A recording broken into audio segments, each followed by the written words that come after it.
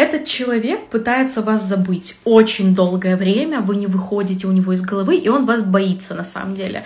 Боится вашего влияния на психику свою, то есть на эмоции, которые у него пробуждаются рядом с вами, на чувства, на реакцию тела.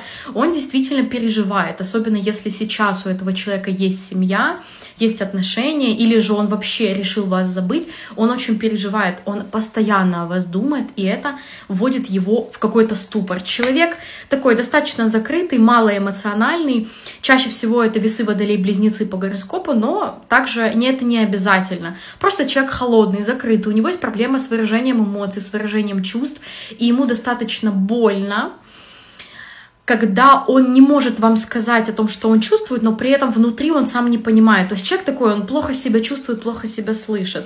А думает он как раз-таки о том, что возле вас он чувствует себя очень комфортно, очень хорошо. Он чувствует, вы как его дом. Вот если бы дом был человеком, это вы. Ему очень уютно возле вас, очень комфортно. И он думает постоянно о том, что ему сейчас не хватает этого уюта, не хватает этого комфорта, какой-то поддержки, заботы, то, чего вы раньше могли делать возле него, выслушать, например, просто обнять. Ему очень сильно этого всего не хватает. Помимо этого, вы такой человек мотивация.